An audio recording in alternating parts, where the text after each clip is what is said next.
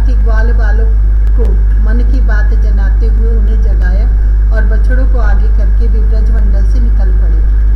श्री कृष्ण के साथ ही उनके प्रेमी सहस्रों ग्वाल बाल सुंदर चीखे, बेंत, सिंगी और बांसुरी लेकर तथा अपने सहस्रों बछड़ों को आगे करके बड़ी प्रसन्नता से अपने अपने घरों से चल पड़े। उन्होंने श्री कृष्ण के अगणित बछड़ों में अपने अपने बछड़े मिला दिए और स्थान स्थान पर बालोचित खेल खेलते हुए विचरने लगे।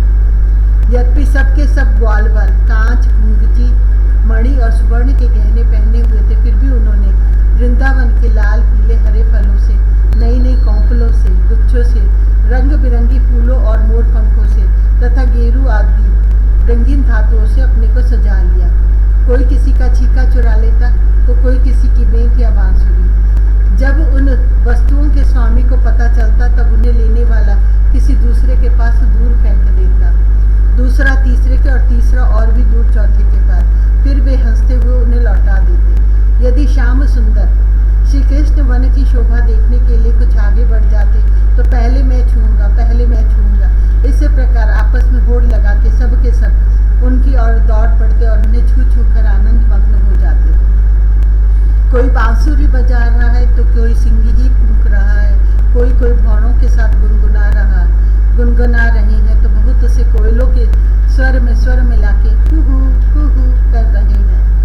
एक और कुछ ग्वाल बाल आकाश में उड़ते हुए पक्षियों की छाया के साथ दौड़ लगा रहे हैं तो दूसरी और कुछ हंसों की चाल की नकल करते हुए उनके साथ सुंदर गति से चल रहे हैं। कोई बगुले के पास उसी के समान आंखें मूंद कर बैठ रहे हैं तो कोई मोरों को नाचते देख उन्हीं की तरह नाच रहे हैं। कोई बंदरों की पूंछ पकड़कर खींच रहे हैं तो कोई दूसरे उनके साथ इस पेड़ से उस पेड़ पर चढ़ रहे हैं।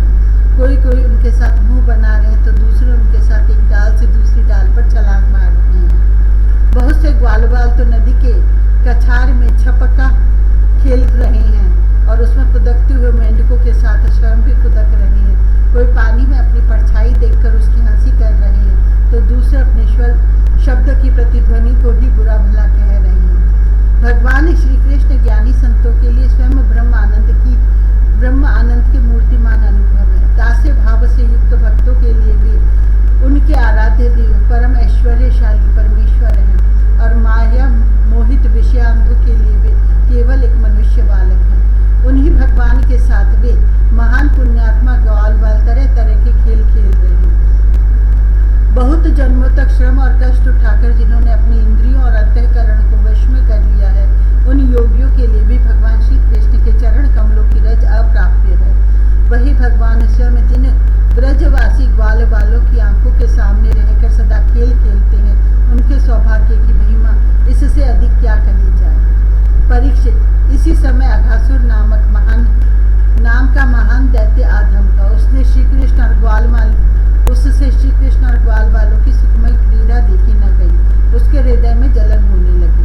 वह इतना भयंकर था कि अमृतपान करके अमर हुए देवता भी उससे अपने जीवन की रक्षा करने के लिए चिंतित रहा करते थे और इस बात की बाट देखते रहते थे कि किसी प्रकार से इसकी मृत्यु का अवसर आ जाए। अघासुर पूतना और बकासुर का छोटा भाई तथा कंस का भेजा हुआ था। वह श्री कृष्ण, श्री दामा आदि ग्वाल वालों को देखकर मन ही मन सोचने लगा कि यही मेरे सगे भाई और बहन को मारने वाले हैं, इसलिए आज मैं इन ग्वाल वालों के साथ इसे मार डालूंगा। जब ये सब मरकर मेरे उन दोनों भाई बहनों के मृत तर्पण की तिलांजलि बन जाएंगे, तब ब्रजवासी अपने आप मरे जैसे हो जाएंगे। संतान ही प्राणियों के प्राण हैं, जब प्राण ही न रहेंगे तब शरीर कैसे रहेगा।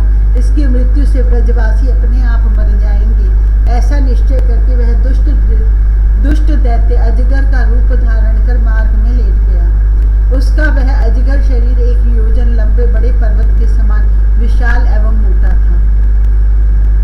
वह बहुत ही अद्भुत था। उसकी नीयत सब बालकों को निगल जाने की थी, इसलिए उसने गुफा के समान अपना बहुत बड़ा मुंह फाड़ रखा था। उसका नीचे का होंठ पृथ्वी से और ऊपर का होंठ बादलों से लग रहा था।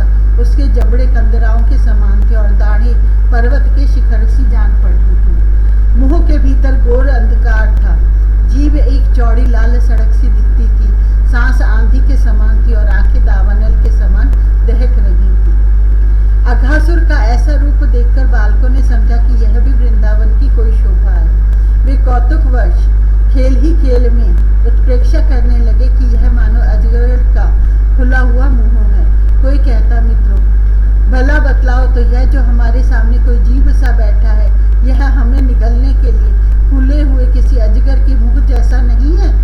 दूसरे ने कहा, सचमुच सूर्य की किरणें पड़ने से ये जो बादल लाल लाल हो गए हैं वे ऐसे मालूम होते हैं मानो ठीक ठीक इसका ऊपरी होठ ही हो, और उन्हीं बादलों की परछाई से यह जो नीचे की भूमि कुछ लाल लाल दिख रही है वही इसका नीचे का होठ जान पड़ता है।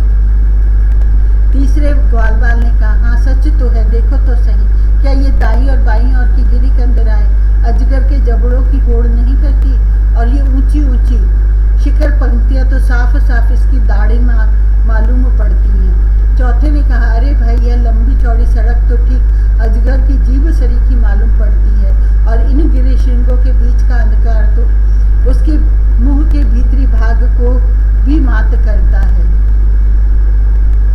किसी दूसरे ग्वालवाल ने कहा, देखो देखो ऐसा जान पड़ता है कहीं इधर जंगल में आग लगी है, इसी से यह गर्म और तीखी हवा आ रही है, परंतु अजगर की सांस के साथ इसका क्या ही मेल बैठ गया है, और उसी आग से जले हुए प्राणियों की दुर्गंध ऐसी जान पड़ती है मानो पेट में मरे हुए जीवों के मांस की ही दुर्गंध हो। तब उन्हीं में से एक ने कहा, यदि हम लोग इसके मुंह में घुस जाएं तो क्या यह हमें निगल जाएगा? अजी यह क्या निकलेगा? कहीं ऐसा करने की डिटाई की तो एक क्षण में यह भी बकासुर के समान नष्ट हो जाएगा। हमारा यह कन्हैया इसको छोड़ेगा थोड़े ही। इस प्रकार कहते हुए वे ग्वालवाल बकासुर को मारने वाले श्री कृष्ण का सुंदर मुख देखते और ताली पीट पीट कर हंसते हुए अघासुर के मुंह में घुस गए। उन अनजान बच्चों की आपस में की हुई भ्रमपूर्ण बातें सुनकर भगवान श्री कृष्ण ने सोचा कि अरे इन्हें तो सच्चा सर्प भी झूठा प्रतीत होता है।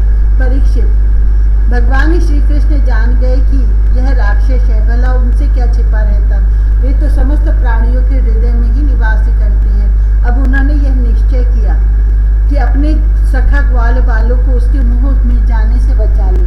भगवान इसी प्रकार सोच ही रहे थे कि सब के सब ग्वाल बाल बछड़ों के साथ उस असुर के पेट में चले गए, परंतु अघासुर ने अभी उन्हें निगला नहीं। इसका कारण यह था कि अघासुर अपने भाई बकासुर और बहन पूतना के वध की याद करके इस बात की बाट देख रहा था कि उनको मारने वाले श्री कृष्ण मुंह में आ जाएं, तब सबको एक साथ ही निकल जाऊं।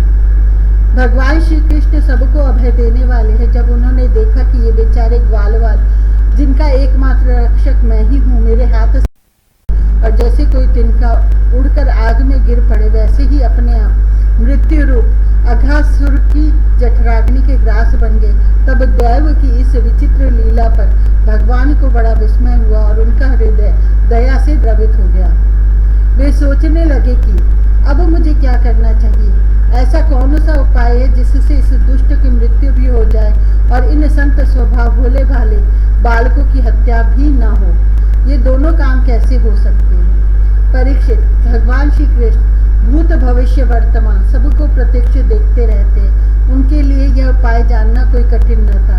वे अपना कर्तव्य निश्चय करके स्वयं उसके मुंह में घुस गए। उस समय बादलों में छिपे हुए देवता भयवश हाय हाय पुकार उठे और अघासुर के हितैषी कंस आदि राक्षस हर्ष प्रकट करने लगे। अघासुर बछड़ों और ग्वाल बालों के सहित भगवान श्री कृष्ण को अपनी दाढ़ों से चबाकर चूर चूर कर डालना चाहता था, परंतु उसी समय अविनाशी श्री कृष्ण ने देवताओं की हाय हाय सुनकर उसके गले में अपने शरीर को बड़ी फुर्ती से बढ़ा लिया। इसके बाद भगवान ने अपने शरीर को इतना बड़ा कर लिया कि उसका गला ही रुंध गया, आंखें उलट गई, वह व्याकुल होकर बहुत ही चटपटाने लगा, सांस रुककर सारी शरीर में भर गई और अंत में उसके प्राण ब्रह्मरंध्र फोड़कर निकल गए। उसी मार्ग से प्राणों के साथ उसकी सारी इंद्रियां भी शरीर से बाहर हो गई। उसी समय भगवान मुकुंद ने अपनी अमृतमय दृष्टि से मरे हुए बछड़ों और ग्वाल बालों को जला दिया और उन सबको साथ लेकर वे अघासुर के मुंह से बाहर निकल आए। उस अजगर के स्थूल शरीर से एक अत्यंत अद्भुत और महान ज्योति निकली थी। उस समय उस ज्योति के प्रकाश से दशों दिशाएं प्रज्वलित हो उठी। वह थोड़ी देर तक तो आकाश में स्थित होकर भगवान के निकलने की प्रतीक्षा करती रही। जब वे बाहर निकल आए तब वह सब देवताओं के देखते देखते उन्हीं में समा गई। उस समय देवताओं ने फूल बरसाकर, अप्सराओं ने नाचकर, गंधर्वों ने गाकर, विद्याधरों ने बाजे बजाकर, ब्राह्मणों ने स्तुति पाठ कर और पार्षदों ने जय जयकार के नारे लगाकर बड़े आनंद से भगवान श्री कृष्ण का अभिनंदन किया, क्योंकि भगवान श्री कृष्ण ने अघासुर को मारकर उन सबका बहुत बड़ा काम किया था। उन अद्भुत स्तुतियों, सुंदर बाजों, मंगलमय गीतों, जय जयकार और आनंदोत्सवों की मंगल ध्वनि ब्रह्मलोक के पास पहुंच गई। जब ब्रह्मा जी ने वह ध्वनि सुनी तब वे बहुत ही शीघ्र अपने वाहन पर चढ़कर वहां आए और भगवान श्री कृष्ण की यह महिमा देखकर आश्चर्यचकित हो गए। परीक्षित, जब वृंदावन में अजगर का वह चाम सूख गया तब वह ब्रजवासियों के लिए बहुत दिनों तक खेलने की एक अद्भुत गुफा सी बना रहा। यह जो भगवान ने अपने ग्वाल बालों को मृत्यु के मुख से बचाया था और अघासुर को मोक्ष दान किया था, वह लीला भगवान ने अपनी कुमार अवस्था में अर्थात 5वें वर्ष में ही की थी। ग्वाल बालों ने उसे उसी समय देखा भी था, परंतु पौगंड अवस्था अर्थात 6ठे वर्ष में अत्यंत आश्चर्यचकित होकर ब्रज में उसका वर्णन किया। अघासुर मूर्तिमान अघ पाप ही था। भगवान के स्पर्श मात्र से उसके सारे पाप धुल गए और उसे उस सारूप्य मुक्ति की प्राप्ति हुई जो पापियों को कभी मिल नहीं सकती। परंतु यह कोई आश्चर्य की बात नहीं है, क्योंकि मनुष्य बालक की सी लीला रचने वाले ये वे ही परम पुरुष परमात्मा है जो व्यक्त अव्यक्त और कार्य कारण रूप समस्त जगत के एकमात्र विधाता है। भगवान श्री कृष्ण के किसी एक अंग की भाव निर्मित प्रतिमा यदि ध्यान के द्वारा एक बार भी हृदय में बैठा ली जाए तो वह सालों के सामीप्य आदि गति का दान करती है जो भगवान के बड़े बड़े भक्तों को मिलती है। भगवान आत्मानंद के नित्य साक्षात्कार स्वरूप है। माया उनके पास तक पटक नहीं पाती। वे ही स्वयं अघासुर के शरीर में प्रवेश कर गए। क्या अब भी उसकी सदगति के विषय में कोई संदेह है? सूत जी कहते, शौनक आदि ऋषि, यदुवंश शिरोमणि भगवान श्री कृष्ण ने ही राजा परीक्षित को जीवन दान दिया था। उन्होंने जब अपने रक्षक एवं जीवन सर्वस्व का यह विचित्र चरित्र सुना तब उन्होंने फिर श्री सुखदेव जी महाराज से उन्हीं की पवित्र लीला के संबंध में प्रश्न किया। इसका कारण यह था कि भगवान की अमृतमयी लीला ने परीक्षित के चित्त को अपने वश में कर रखा था। राजा परीक्षित ने पूछा, भगवान आपने कहा था कि ग्वाल बालों ने भगवान की हुई 5वें वर्ष की लीला ब्रज में 6ठे वर्ष में जाकर कही। अब इस विषय में आप कृपा करके यह बतलाइए कि एक समय की लीला दूसरे समय में वर्तमान कालीन कैसे हो सकती है। महायोगी गुरुदेव, मुझे इस आश्चर्यपूर्ण रहस्य को जानने के लिए बड़ा कौतूहल हो रहा है। आप कृपा करके बतलाइए। अवश्य इसमें भगवान श्री कृष्ण की विचित्र घटनाओं को घटित करने वाली माया का कुछ न कुछ काम होगा, क्योंकि और किसी प्रकार ऐसा नहीं हो सकता। गुरुदेव, यद्यपि क्षत्रियोचित ब्राह्मण सेवा से विमुख होने के कारण मैं अपराधी नाम मात्र का क्षत्रिय हूँ, तथापि हमारा अहोभाग्य है कि हम आपके मुखार बिंद से निरंतर झरते हुए परम पवित्र मधुमय श्री कृष्ण लीलामृत का बार बार पान कर रहे हैं। सूत जी कहते हैं, भगवान के परम प्रेमी भक्तों में श्रेष्ठ शौनक जी, जब राजा परीक्षित ने इस प्रकार प्रश्न किया तब श्री सुखदेव जी को भगवान की वह लीला स्मरण हो आई और उनकी समस्त इंद्रियां तथा अंतःकरण विवश होकर भगवान की नित्य लीला में खिंच गए। कुछ समय के बाद धीरे धीरे श्रम और कष्ट से उन्हें बाह्य ज्ञान हुआ। तब वे परीक्षित से भगवान की लीला का वर्णन करने लगे।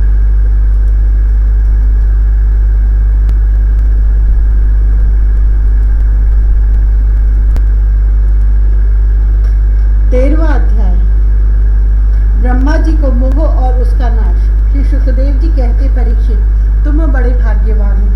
भगवान के प्रेमी भक्तों में तुम्हारा स्थान श्रेष्ठ है, तभी तो तुमने इतना सुंदर प्रश्न किया है। यूँ तो तुम्हें बार बार भगवान की लीला कथाएं सुनने को मिलती हैं, फिर भी तुम उनके संबंध में प्रश्न करके उन्हें और भी सरस और भी नूतन बना देते हो। रसिक संतों की वाणी, कान और हृदय भगवान की लीला के गान, श्रवण और चिंतन के लिए ही होते हैं। उनका यह स्वभाव ही होता है कि वे क्षण प्रतिक्षण भगवान की लीलाओं को अपूर्व, रसमयी और नित्य नूतन अनुभव करते रहें। ठीक वैसे ही जैसे लंपट पुरुषों को स्त्रियों की चर्चा में नया नया रस जान पड़ता है। परीक्षित, तुम एकाग्र चित्त से श्रवण करो। यद्यपि भगवान की यह लीला अत्यंत रहस्यमयी है, फिर भी मैं तुम्हें सुनाता हूँ, क्योंकि दयालु आचार्यगण अपने प्रेमी शिष्य को गुप्त रहस्य भी बतला दिया करते हैं। यह तो मैं तुमसे कह ही चुका हूँ कि भगवान श्री कृष्ण ने अपने साथी ग्वाल बालों को मृत्यु रूप अगासुर के मुंह से बचा लिया। इसके बाद वे उन्हें यमुना के पुलिन पर ले आए और उनसे कहने लगे, मेरे प्यारे मित्रों, यमुना जी का यह पुलिन अत्यंत रमणीय है। देखो तो सही, यहाँ की बालू कितनी कोमल और स्वच्छ है।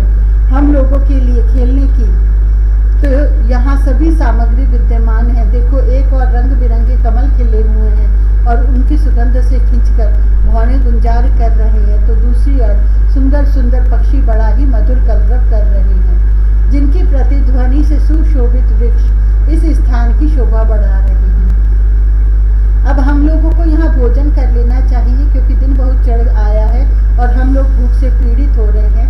बछड़े पानी पीकर समीप की धीरे धीरे हरी हरी घास चरते रहे। ग्वाल वालों ने एक स्वर से कहा, ठीक है ठीक है। उन्होंने बछड़ों को पानी पिलाकर हरी हरी घास में छोड़ दिया और अपने अपने छीके खोल खोलकर भगवान के साथ बड़े आनंद से भोजन करने लगे। सबके बीच में भगवान श्री कृष्ण बैठ के उनके चारों ओर ग्वाल वालों ने बहुत सी मंडलाकार पंक्तियां बना ली और एक से एक सटकर बैठ गए। सबके मुंह श्री कृष्ण की ओर थे और सबकी आंखें आनंद से खिल रही थी। वन भोजन के समय श्री कृष्ण के साथ बैठे हुए ग्वाल बाल ऐसे शोभायमान हो रहे थे मानो कमल की कर्णिका के चारों ओर उसकी छोटी बड़ी पंखुड़ियां सुशोभित हो रही हों। कोई पुष्प तो कोई पत्ते और कोई कोई पल्लव, अंकुर, फल, छीके, छाल एवं पत्थरों के पात्र बनाकर भोजन करने लगे।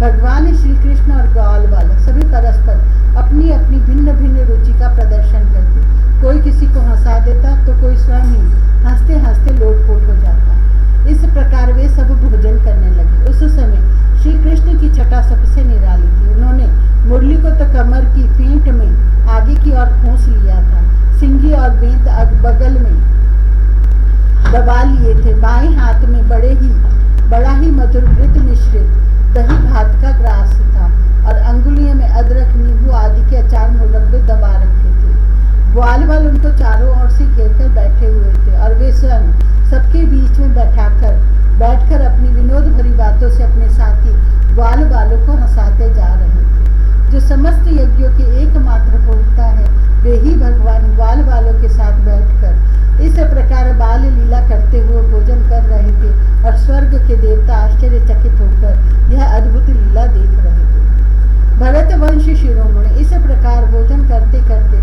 ग्वाल बाल भगवान की इस रसमयी लीला में तन्मय हो गए। उसी समय उनके बछड़े हरी हरी घास के लालच से घोर जंगल में बड़ी दूर निकल गए। जब ग्वाल वालों का ध्यान उस ओर गया, तब तो वे भयभीत हो गए। उस समय अपने भक्तों के भय को भगा देने वाले भगवान श्री कृष्ण ने कहा, मेरे प्यारे मित्रों, तुम लोग भोजन करना बंद मत करो, मैं अभी बछड़ों को लिए आता हूँ। ग्वाल बालों से इस प्रकार कहकर भगवान श्री कृष्ण हाथ में दही भात का कौर लिए ही पहाड़ों, गुफाओं, कुंजों एवं अन्य भयंकर स्थानों में अपने तथा साथियों के बछड़ों को ढूंढने चले दिए। परीक्षित, ब्रह्मा जी पहले से ही आकाश में उपस्थित थे। प्रभु के प्रभाव से अघासुर का मोक्ष देखकर उन्हें बड़ा आश्चर्य हुआ। उन्होंने सोचा कि लीला से मनुष्य बालक बने हुए भगवान श्री कृष्ण की कोई और मनोहर महिमामय लीला देखनी चाहिए। ऐसा सोचकर उन्होंने पहले तो बछड़ों को और भगवान श्री कृष्ण के चले जाने पर ग्वाल बालों को भी अन्यत्र ले जाकर रख दिया और स्वयं अंतर्धान हो गए। अंततः वे जड़ कमल की ही तो संतान है। भगवान श्री कृष्ण बछड़े न मिलने पर यमुना जी के पुलिन पर लौट आए, परंतु यहाँ क्या देखते हैं कि ग्वाल बाल भी नहीं है। तब उन्होंने वन में घूम कर चारों ओर उन्हें ढूंढा, परंतु जब ग्वाल बाल और बछड़े उन्हें कहीं ना मिले, तब वे तुरंत जान गए कि यह सब ब्रह्मा की करतूत है। वे तो सारे विश्व के एकमात्र ज्ञाता हैं। अब भगवान श्री कृष्ण ने बछड़ों और ग्वाल वालों की माताओं को तथा ब्रह्मा जी को भी आनंदित करने के लिए अपने आप को भी बछड़ों और ग्वाल वालों दोनों के रूप में बना लिया, क्योंकि वे ही तो संपूर्ण विश्व के कर्ता सर्वशक्तिमान ईश्वर हैं। परीक्षित, वे बालक और बछड़े संख्या में जितने थे, जितने छोटे छोटे उनके शरीर थे, उनके हाथ पैर जैसे जैसे थे, उनके पास जितनी और जैसी छड़ियाँ, सिंगी, बांसुरी, पत्ते और छीके थे, जैसे और जितने वस्त्र आभूषण थे, उनके शील, स्वभाव, गुण, नाम, रूप और अवस्थाएं जैसी थी, जिस प्रकार वे खाते पीते और चलते थे, ठीक वैसे ही और उतने ही रूपों में सर्वस्व रूप भगवान श्री कृष्ण प्रकट हो गए। उस समय यह संपूर्ण जगत विष्णु रूप है, यह वेद वाणी मानो मूर्तिमती होकर प्रकट हो गई। सर्वात्मा भगवान स्वयं ही बछड़े बन गए और स्वयं ही ग्वाल बन अपने आत्मस्वरूप बछड़ों को अपने आत्मस्वरूप ग्वाल वालों के साथ खेल कर अपने ही साथ अनेकों प्रकार की खेल खेलते हुए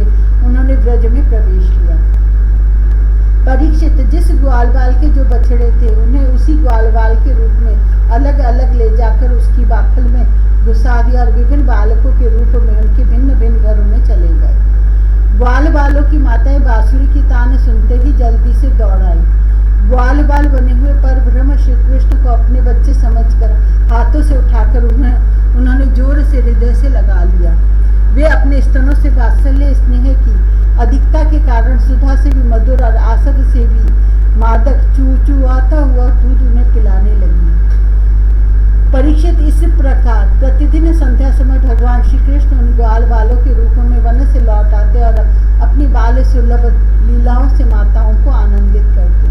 वे माताएं उन्हें उबटन लगाती, नहलाती, चंदन का लेप करती और अच्छे अच्छे वस्त्रों तथा गहनों से सजाती। दोनों बोहों के बीच में डीट से बचाने के लिए काजल का डिटौना लगा देती तथा भोजन कराती और तरह तरह से बड़े लाड प्यार से उनका लालन पालन करती। ग्वालिनों के समान गौएं भी जब जंगलों में से चढ़कर जल्दी जल्दी लौटती और उनकी हुंकार सुनकर उनके प्यारे बछड़े दौड़कर उनके पास आ जाते, तब वे बार बार उन्हें अपनी जीभ से चाटती और अपना दूध पिलाती। उस समय स्नेह की अधिकता के कारण उनके थनों से स्वयं ही दूध की धारा बहने लगती। इन गायों और ग्वालिनों का मातृ जैसा ही ऐश्वर्य, ज्ञान रहित और विशुद्ध था।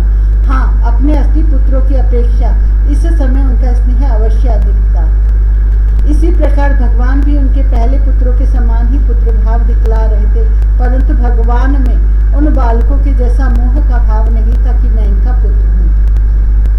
अपने अपने बालकों के प्रति ब्रजवासियों की स्नेह लता दिन प्रतिदिन 1 वर्ष तक धीरे धीरे बढ़ती ही गई, यहाँ तक कि पहले श्री कृष्ण में उनका जैसा असीम और अपूर्व प्रेम था, वैसा ही अपने इन बालकों के प्रति भी हो गया। इस प्रकार सर्वात्मा श्री कृष्ण बछड़े और ग्वाल वालों के बहाने गोपाल बनकर अपने बालक रूप से वत्स रूप का पालन करते हुए 1 वर्ष तक वन और गोष्ठ में क्रीड़ा करते रहे। जब 1 वर्ष पूरा होने में 5-6 रातें शेष थी, तब एक दिन भगवान श्री कृष्ण बलराम जी के साथ बछड़ों को चराते हुए वन में गए। उस समय गौएं गोवर्धन की चोटी पर घास चर रही थी। वहां से उन्होंने ब्रज के पास ही घास चरते हुए बहुत दूर अपने बछड़ों को देखा।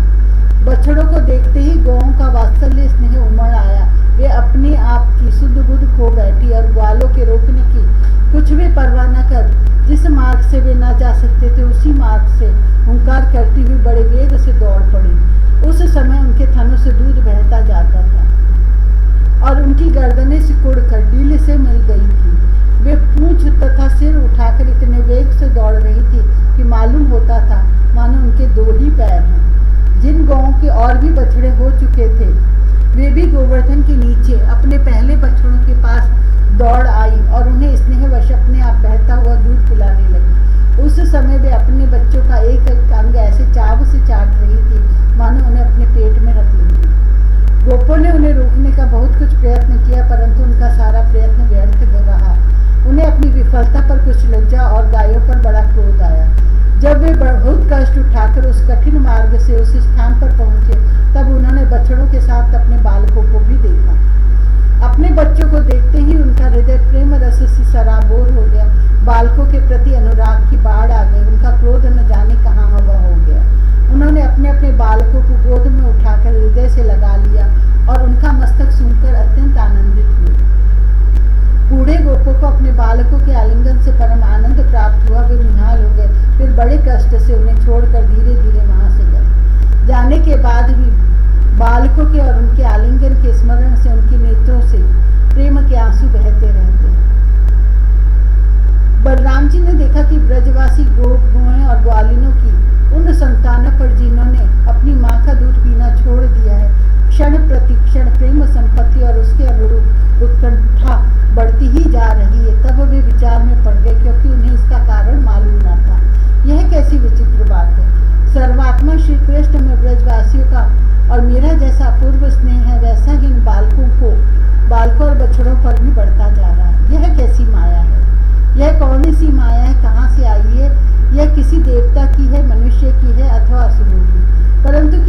भी संभव है? नहीं नहीं, यह तो मेरे प्रभु की ही माया है और किसी के माया में ऐसा सामर्थ्य नहीं जो मुझे भी मोहित कर दे। बलराम जी ने ऐसा विचार करके ज्ञान दृष्टि से देखा तो उन्हें ऐसा मालूम हुआ कि इन सब बछड़ों और ग्वाल बालों के रूप में केवल श्री कृष्ण ही श्री कृष्ण है। तब उन्होंने श्री कृष्ण से कहा, भगवान ये ग्वाल बाल और बछड़े न देवता है और न तो कोई ऋषि ही। इन भिन्न भिन्न रूपों का आश्रय लेने पर भी आप अकेले ही इन रूपों में प्रकाशित हो रहे हैं। कृपया स्पष्ट करके थोड़े में ही बतला दीजिए कि आप इस प्रकार बछड़े, बालक, सिंगी, रस्सी आदि के रूप में अलग अलग क्यों प्रकाशित हो रहे हैं। तब भगवान जी ने ब्रह्मा की सारी करतूत सुनाई और बलराम जी ने सब बातें जानी।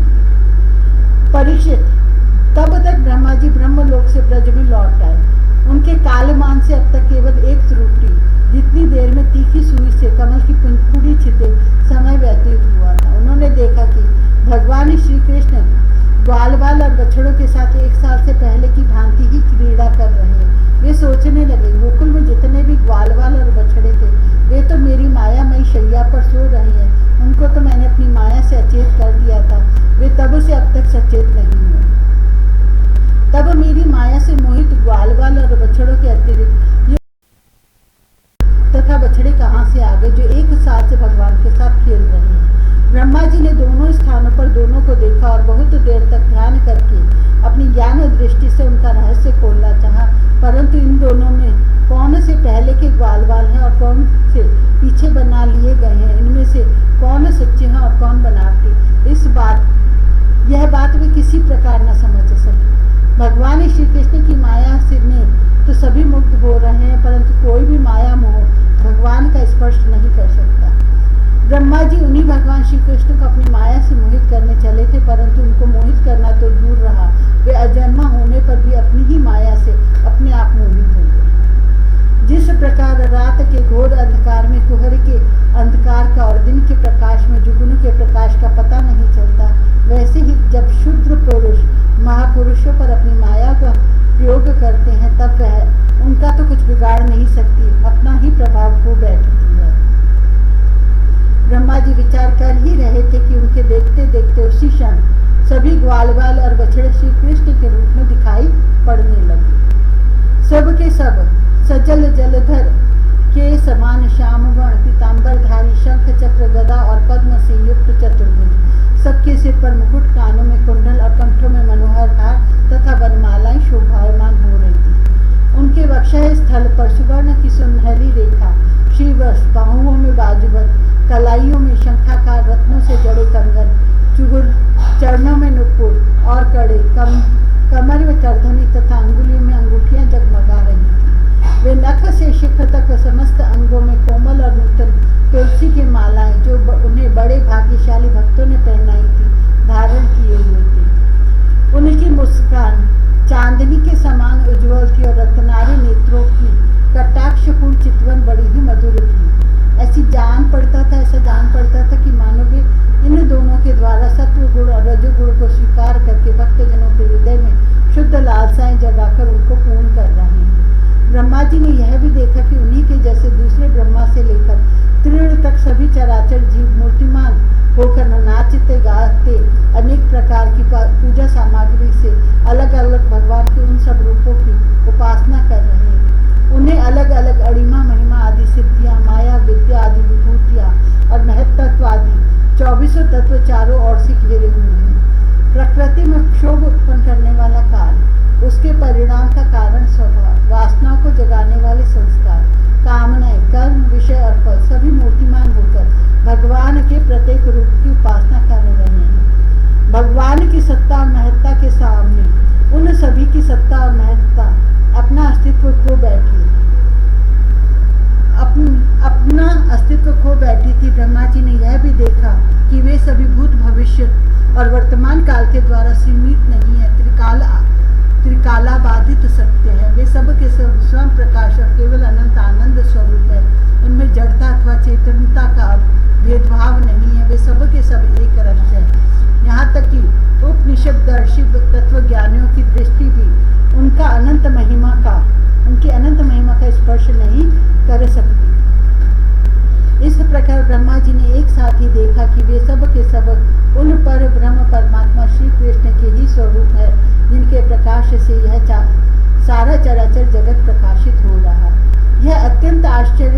दृश्य देखकर ब्रह्मा जी तो चकित रह गए। उनकी 11 इंद्रियां, 5 कर्मेंद्रिय, 5 ज्ञानेंद्रिय और 1 मन शुद्ध एवं स्तब्ध रह गए। वे भगवान के तेज से निस्तेज होकर मौन हो गए। उस समय वे ऐसे स्तब्ध होकर खड़े रह गए मानो वज्र रज के अधिष्ठात्री देवता के पास एक पुतली खड़ी है। परीक्षित, भगवान का स्वरूप तर्क से परे है। उनकी महिमा असाधारण है। वह स्वयं प्रकाश, आनंद स्वरूप और माया से अतीत है। वेदांत भी साक्षात रूप से उसका वर्णन करने में असमर्थ है। इसलिए उससे भिन्न का निषेध करके आनंद स्वरूप ब्रह्म का किसी प्रकार कुछ संकेत करता है। यद्यपि ब्रह्मा जी समस्त विद्याओं के अधिपति हैं, तथापि भगवान के दिव्य स्वरूप को वे तनिक भी न समझ सके कि यह क्या है। यहाँ तक कि वे भगवान के उन महिमामय रूपों को देखने में भी असमर्थ हो गए। उनकी आंखें मूंद गई। भगवान श्री कृष्ण ब्रह्मा के इस मोह और असमर्थता को जानकर बिना किसी प्रयास के तुरंत अपनी माया का पर्दा हटा दिया। इससे ब्रह्मा जी को बाह्य ज्ञान हुआ। वे मानो मरकर फिर जी उठे। सचेत होकर उन्होंने ज्यों त्यों करके बड़े कष्ट से अपने नेत्र खोले। तब कहीं उन्हें अपना शरीर और यह जगत दिखाई पड़ा। फिर ब्रह्मा जी जब चारों ओर देखने लगे तब पहले दिशाएं और उसके बाद तुरंत ही उनके सामने वृंदावन दिखाई पड़ा। वृंदावन सबके लिए एक सा प्यारा है। जिधर देखिए उधर ही जीवों को जीवन देने वाले फल और फूलों से लदे हुए, हरे हरे पत्तों से लहलाते हुए वृक्षों की पालतें शोभा पा रही हैं। भगवान श्री कृष्ण की लीला भूमि होने के कारण वृंदावन धाम में क्रोध, तृष्णा आदि दोष प्रवेश नहीं कर सकते और वहाँ स्वभाव से ही परस्पर दुस्त्यज वैर रखने वाले मनुष्य और पशु पक्षी भी प्रेमी मित्रों के समान हिल मिलकर एक साथ रहते हैं। ब्रह्मा जी ने वृंदावन का दर्शन करने के बाद देखा कि अद्वितीय पर ब्रह्म गोप वंश के बालक का सा नाट्य कर रहा है। एक होने पर भी उसके सखा है, अनंत होने पर भी वह इधर उधर घूम रहा है और उसका ज्ञान अगाध होने पर भी वह अपने ग्वाल बाल और बछड़ों को ढूंढ रहा है। ब्रह्मा जी ने देखा कि जैसे भगवान श्री कृष्ण पहले अपने हाथ में दही भात का पौर लिए उन्हें ढूंढ रहे थे, वैसे ही अब भी अकेले ही उनकी खोज में लगे हैं। भगवान को देखते ही ब्रह्मा जी अपने वाहन हंस पर से कूद पड़े और सोने के समान चमकते हुए अपने शरीर से पृथ्वी पर दंड की भांति गिर पड़े। उन्होंने अपने चारों मुकुटों के अग्रभाग से भगवान के चरण कमलों का स्पर्श करके नमस्कार किया और आनंद के आंसुओं की धारा से उन्हें नहला दिया। वे भगवान श्री कृष्ण की पहली देखी हुई महिमा का बार बार स्मरण करते, उनके चरणों पर गिरते और उठ उठकर फिर गिर पड़ते। इसी प्रकार बहुत देर तक वे भगवान के चरणों में ही पड़े रहे। फिर धीरे धीरे उठे और अपने नेत्रों के आंसू पोंछे। प्रेम और मुक्ति के एकमात्र उद्गम भगवान को देखकर उनका सिर झुक गया। वे कांपने लगे। अंजलि बांधकर बड़ी नम्रता